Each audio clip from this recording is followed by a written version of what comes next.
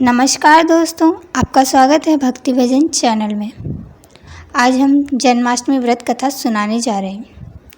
जन्माष्टमी व्रत कथा, इसे सुनने से ही समस्त पापों का हो जाता है नाश। भाद्रपद माह के कृष्ण पक्ष की अष्टमी तिथि को जन्माष्टमी यानी कि श्री कृष्ण जन्म की खुशियाँ मनाई जाती हैं।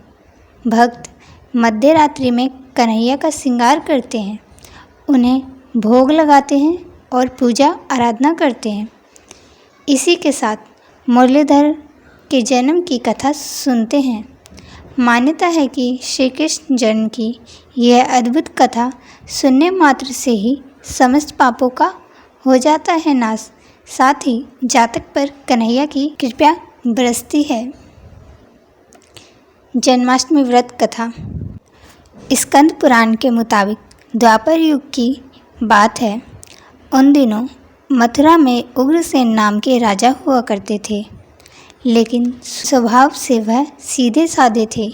यही वजह थी कि उनके पुत्र कंस ने ही उनका राज्य हड़प लिया और स्वयं मथुरा का राजा बन बैठा।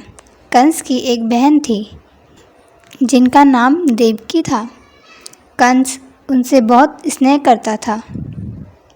देवकी का विवाह वासुदेव से तय हुआ तो विवाह संपन्न होने के बाद कंस स्वयं ही रथ हाँकते हुए बहन को ससुराल छोड़ने के लिए रवाना हुआ।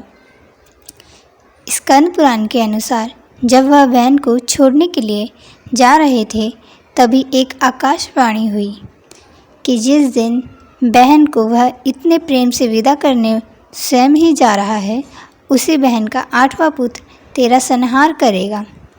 यह सुनते ही कंस क्रोधित हो गया और देवकी और वासुदेव को मारने के लिए जैसे ही आगे बढ़ा, तभी वासुदेव ने कहा कि वह देवकी को नुकसान न पहुंचाए। वह स्वयं ही देवकी की 8वीं संतान कंस को सौंप देगा। इसके बाद कंस ने वासुदेव और देवकी को मारने के बजाय कारागार में डाल दिया। यूं कारागार में जन्मे कन्हैया। कारागार में ही देवकी ने 7 संतानों को जन्म दिया और कंस ने सभी को एक एक करके मार दिया। इसके बाद जैसे ही देवकी फिर से गर्भवती हुई, तभी कंस ने कारागार का पहरा और भी कड़ा कर दिया। तब भाद्रपद माह के कृष्ण पक्ष की अष्टमी को रोहिणी नक्षत्र में कन्हैया का जन्म हुआ। तभी श्री कृष्ण ने वासुदेव को दर्शन देकर कहा कि स्वयं ही उनके पुत्र के रूप में जन्मे हैं। उन्होंने यह भी कहा कि वासुदेव जी उन्हें वृंदावन में अपने मित्र नंद बाबा के घर पर छोड़ आएं और यशोदा जी के गर्भ से जिस कन्या का जन्म हुआ है, उसे कारागार में ले आएं। यशोदा जी के गर्भ से जन्मी कन्या कोई और नहीं बल्कि स्वयं माया थी। वह सब कुछ सुनने के बाद वासुदेव जी ने वैसा ही किया। यूं पहुँचे श्री कृष्ण वृंदावन। वासुदेव जी ने जैसे ही कन्हैया को अपनी गोद में उठाया, कारागार के ताले अपने आप ही खुल गए। पहरेदार अपने आप ही नींद के आगोश में आ गए। फिर वासुदेव जी कन्हैया को टोकरी में रखकर वृंदावन की ओर चले गए।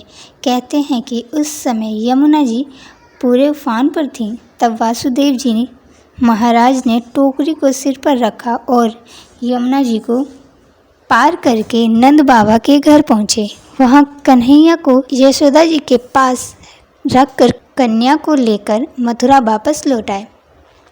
कंस को सौंपी माया रूपी कन्या।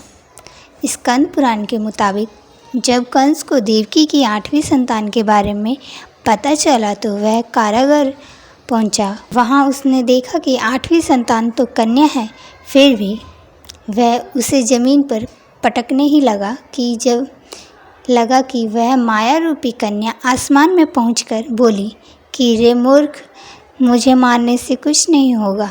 तेरा काल तो पहले ही वृंदावन पहुंच चुका है और वह जल्दी ही तेरा अंत करेगा। इसके बाद कंस ने वृंदावन में जन्मे नवजातों का पता लगाया। जब यशोदा के लाल का पता चला तो उसे मारने के लिए कई प्रयास किए।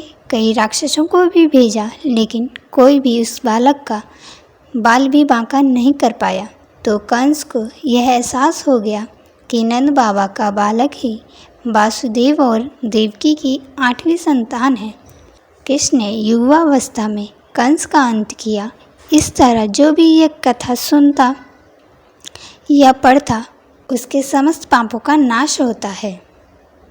राधे कृष्ण बोलिए।